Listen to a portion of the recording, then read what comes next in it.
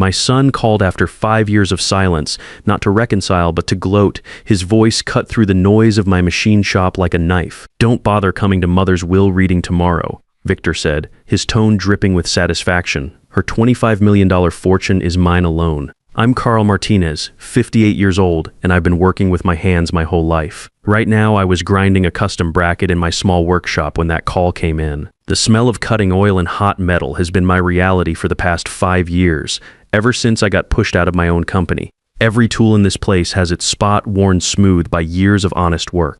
There's something pure about shaping steel. It doesn't lie to you, doesn't stab you in the back like family can." Victor's name on my phone screen made my stomach drop. We hadn't talked since Linda's funeral was announced last month, and even then it was just a text saying I wasn't welcome. I let it ring 3 times before answering. "Old habits. The will reading is tomorrow at 10 a.m. He continued without any hello, Davies and Coleman law offices downtown, but save yourself the embarrassment. Your name isn't in it. She left everything to me, the whole $25 million. I could hear him enjoying every word. This was his moment. Martinez Precision Manufacturing is mine now. The house in Riverside, the investment accounts, all of it," Victor went on. "I just thought you should know so you don't get your hopes up sitting there in your little machine shop that hit where he intended." This was a fully equipped precision manufacturing facility, but he had to make it sound small, just like his mother taught him, Martinez Precision Manufacturing. The company I built from scratch in a rented garage with borrowed tools and big dreams. 22 years later, it was worth $25 million, and my own son was telling me I had no claim to it. Why would you even want to show up? Victor laughed, that cold sound I remembered from his teenage years. "You enjoy public humiliation? I'm telling you straight, you get nothing. The suburban house, the company headquarters, the whole operation. I'll be there," I said quietly. "Suit yourself. 10 a.m. sharp. Try not to embarrass yourself more than necessary." He hung up before I could respond. I stood there in the quiet workshop, phone heavy in my hand. The anger was there, sure, but underneath it was something else, a cold, calm feeling I hadn't let myself feel in years. It was the feeling of an ending and a beginning that night. I pulled out an old storage box from the back of my closet. Martinez Personal was written on the side in my own faded handwriting. I hadn't opened it in over 15 years. Inside were photos of me and Linda from 2002, both of us young and full of energy, standing next to our first CNC machine in that cramped garage. We looked invincible back then. We looked like we could take on the world together. Beneath the photos were the original blueprints for the precision tooling systems that launched our company. My designs, my calculations, my handwriting on every technical specification. Linda's name appeared next to mine on the business documents, but the engineering work was all mine. At the bottom of the box was what I was really looking for, a thick legal envelope yellowed around the edges. The divorce decree from 2006. 18 years ago, but I still knew every word. I turned the brittle pages carefully, past the sections that signed away my daily control of the company, past the custody arrangement that Linda had weaponized to turn my 12-year-old son against me. I stopped at page 17, paragraph 4. A clause I had insisted on including, one that Linda's expensive lawyer had dismissed as sentimental garbage from a broken man. He'd told her to just sign it so they could finalize the divorce quickly. Linda, eager to move forward with her new investors and her grand plans, had agreed without really reading it. My finger traced the words that had been sleeping there for 18 years. The lawyer called it unenforceable, meaningless. He was wrong about that.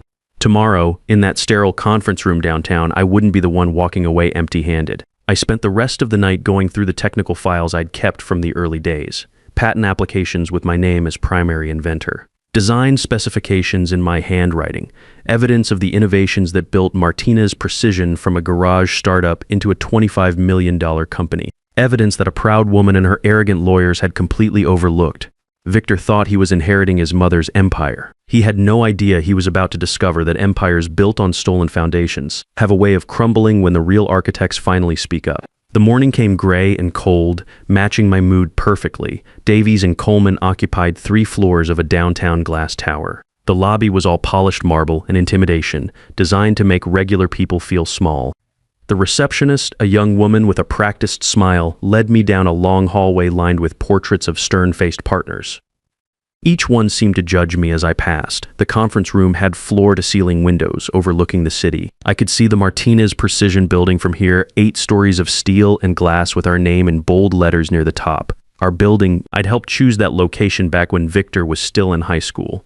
Victor was already seated at the head of the mahogany table wearing a charcoal suit that probably cost more than most people make in a month. He was scrolling through his phone, deliberately ignoring me when I walked in. Classic power move from a man who thought he'd already won. The lawyer, Terry Coleman, stood up as I entered. He was maybe 65 with sharp eyes behind gold-rimmed glasses and the kind of calm confidence that comes from 40 years of handling other people's family disasters. "Mr. Martinez," he said, extending a firm handshake. "Thank you for coming." Victor finally looked up from his phone, annoyed that the lawyer had acknowledged me. "Like I told you on the phone yesterday, he doesn't need to be here. This is straightforward. Everything goes to me." He was talking to Coleman but performing for me, making sure I understood my place in his world, which was nowhere. Coleman adjusted his glasses and looked from Victor to me, then back to the leather folder on the table. All potentially relevant parties were invited. "Mr. Martinez?" The way he said potentially sent a small tremor through the room. I caught it, and so did Victor, though he tried to hide his reaction behind another dismissive wave. "Relevant to what?" Victor demanded. "The will is clear. I've seen it.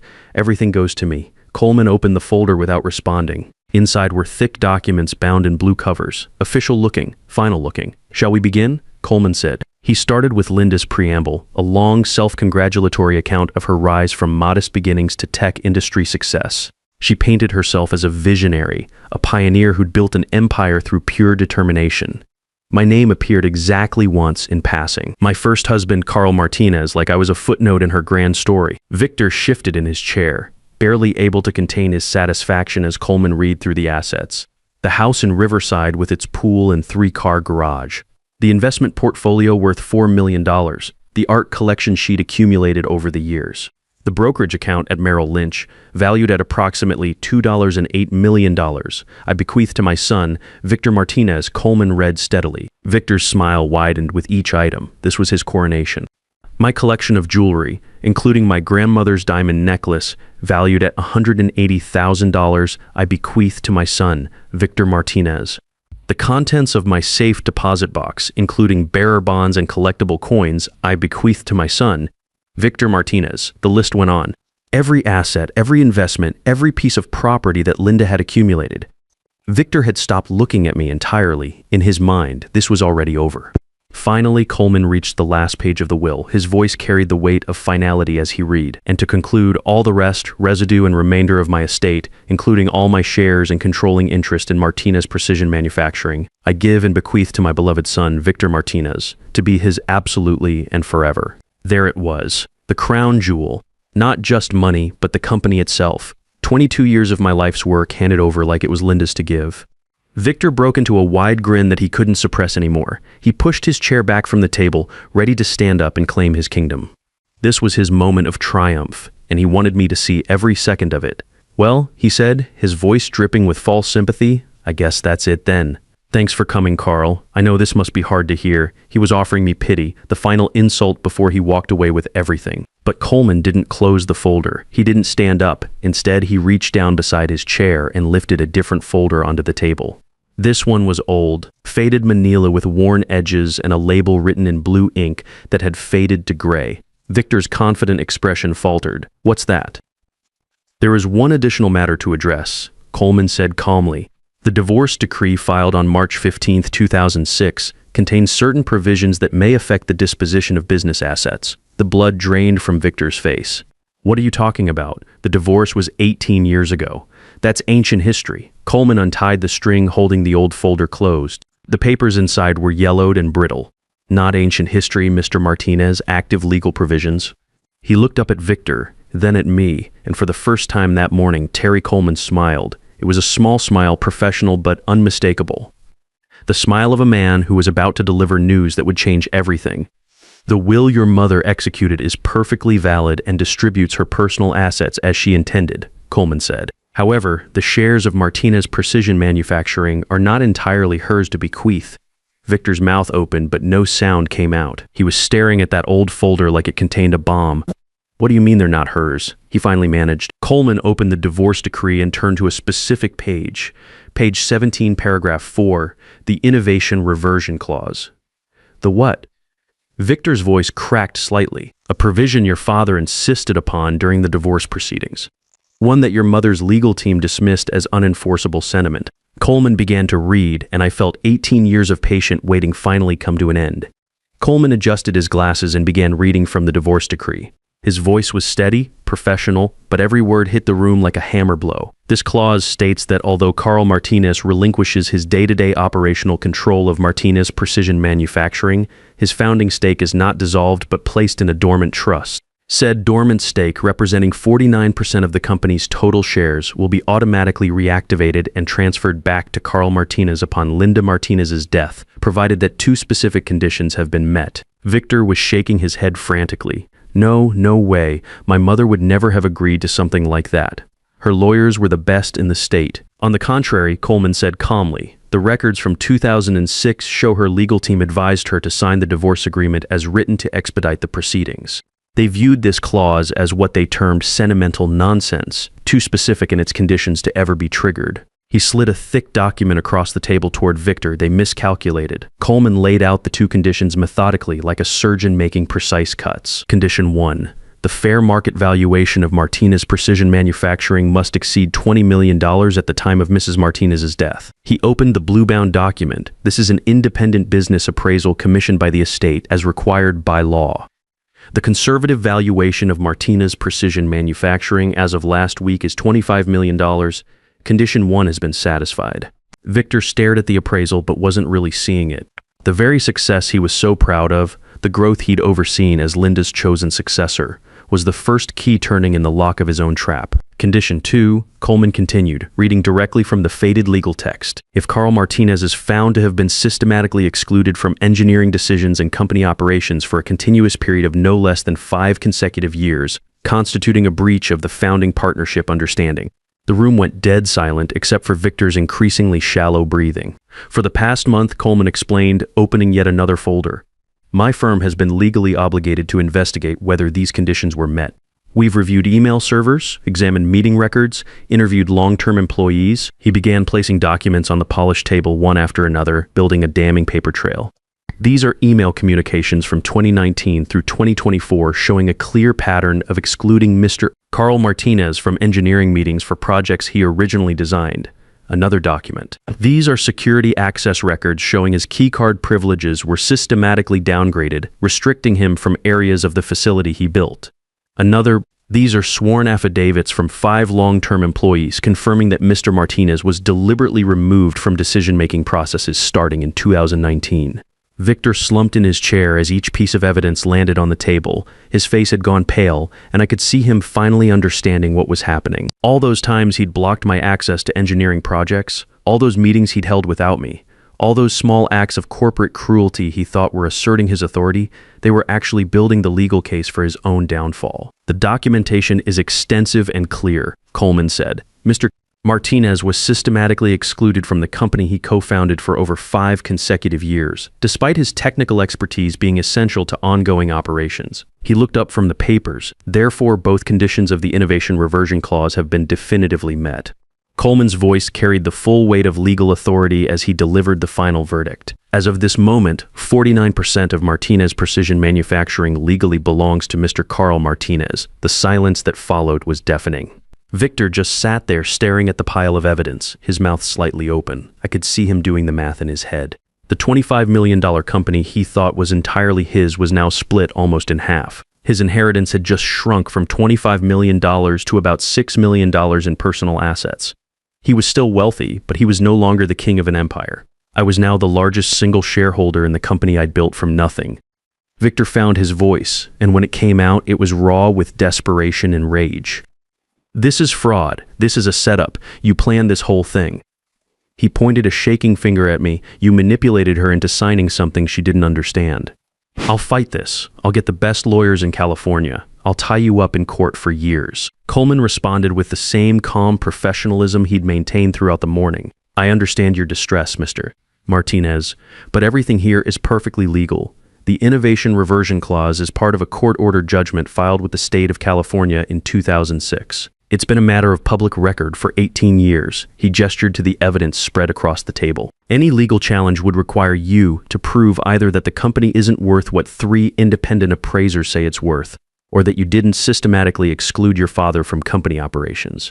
Coleman paused, letting the impossibility of that task sink in. Given the documentation we've presented, including your own email records and security logs, such a challenge would be extraordinarily difficult and expensive. Victor's shoulders sagged as the reality hit him. The evidence was his own creation. Every email, every meeting he'd excluded me from, every petty act of corporate revenge, it was all documented, time-stamped, and legally binding. That's when I spoke for the first time since entering the room. My voice felt strange after so much silence, but it came out steady and clear. "You're right, Victor," I said. "You can fight this." He looked up at me with a mixture of hope and confusion.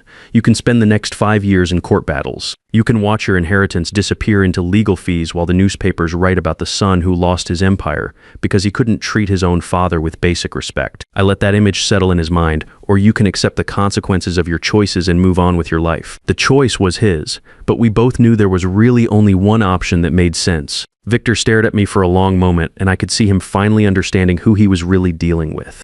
Not the defeated old man he'd imagined, but someone who'd been playing a much longer game than he'd ever considered possible. "I have no interest in running Martinez Precision day to day," I continued, my voice calm and measured. "That part of my life is over." I saw a flicker of desperate hope cross his face.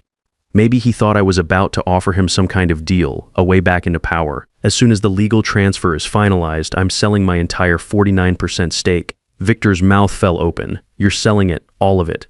"Every share," I confirmed. "I don't want the company, Victor. I never wanted to take it back just to run it." He couldn't comprehend this. To him, Martinez Precision was the ultimate prize, the source of power and status. The idea of walking away from it was incomprehensible. Then what was this all about? He asked, his voice barely above a whisper. "It was about a promise," I said. "A promise that the man who builds something deserves to be respected, not thrown away like a broken tool when he's no longer convenient." I stood up slowly. The weight I'd been carrying for 18 years was finally lifting from my shoulders. "It was about showing you that actions have consequences, even if those consequences take years to arrive." I looked at Terry Coleman. "You have my contact information for the paperwork." He nodded with quiet understanding. "The transfer should be complete within 30 days. I walked toward the conference room door, my footsteps echoing on the hardwood floor. Behind me, I could feel Victor's eyes burning into my back, filled with emotions I couldn't begin to sort out. At the door, I paused and looked back one last time. "For what it's worth, Victor, I hope you use what you still have more wisely than your mother did." Then I left him there to figure out what came next. 3 weeks later, I was sitting in a completely different kind of office. No mahogany table, no floor-to-ceiling windows, no intimidating portraits on the walls. Just a simple wooden desk in a modest brick building on 3rd Street, with a view of a small park where kids played on swings. The nameplate on my door read Martinez Foundation for Innovation Justice. I'd used every penny of the $12 and $25 million from selling my Martinez Precision shares to create an organization with one clear mission: protecting engineers, inventors, and craftsmen from being pushed out of companies they'd helped build by family members or business partners who valued politics over production. The foundation had already hired 3 of the sharpest family business attorneys in the state. We'd rented space for workshops where inventors could learn about protecting their intellectual property. We'd established a legal fund to help working people who couldn't afford to fight corporate battles on their own. My first appointment that day was a man named Dale Murphy, about 60 years old, with the calloused hands of someone who'd spent his life building things. He sat across from my simple desk, clutching a worn folder full of patents and blueprints. His story was painfully familiar. He'd spent 25 years developing specialized automotive tools, building a small but profitable business with his son as partner. Then the son had brought in outside investors, restructured the company, and systematically pushed Dale out of his own operation. "They changed the locks on my own shop," Dale said, his voice heavy with exhaustion. 30 years of work, and they act like I never existed. I listened without interrupting. I understood every word he was saying because I'd lived a version of that same story. "The worst part," Dale continued, "is that he was a good kid. I taught him everything: how to use the tools, how to read blueprints, how to treat customers right. I don't understand how he turned into someone who could do this to his own father." When Dale finished his story, he looked at me with the desperate hope of a drowning man reaching for a life preserver. "Do you think there's anything you can do?" he asked. I looked at this decent man who deserved better from the son he'd raised and trained. I thought about Linda's empire and how all that ruthless ambition was now being used to undo exactly the kind of damage she'd specialized in creating. The irony was beautiful. "Yes, Dale," I said, leaning forward with complete confidence, "we can help you." We're going to look at your original partnership agreements, examine your intellectual property rights, and see what legal protections you might have. I pulled out a legal pad and started taking notes. Tell me about the patents. Are they in your name or the company's name? As Dale began explaining the technical details of his automotive innovations, I felt something I hadn't experienced in years, a sense of purpose that went beyond my own pain. This was what justice looked like. Not revenge, not getting even, but taking the resources that came from overcoming betrayal and using them to help other people facing the same battles. By the end of that first day, the Martinez Foundation had taken on 3 cases. A retired machinist whose daughter had stolen his gear-cutting designs, an elderly carpenter whose son had locked him out of the woodworking business they'd built together, a female engineer whose brother had used family pressure to force her out of their tech startup. Each story was different, but they all shared the same core tragedy. Family members who'd forgotten that blood relationships come with responsibilities, not just opportunities. I worked late that first night reviewing case files and legal strategies. Outside my window, the park was quiet and the city lights twinkled in the distance. For the first time in 18 years, I felt like I was exactly where I was supposed to be. This story teaches us that patience and preparation are more powerful than anger and confrontation. Sometimes the best revenge is transforming your pain into protection for others who face the same betrayals. True victory isn't about reclaiming what was taken from you, it's about making sure the taking stops. The greatest inheritance isn't money or property, it's the character you build while earning both, and the wisdom to know that true wealth comes from lifting others up rather than stepping on them. Sometimes the most powerful victory is walking away from what you could keep, choosing instead to transform your pain into a shield that protects others from experiencing the same betrayal you survived.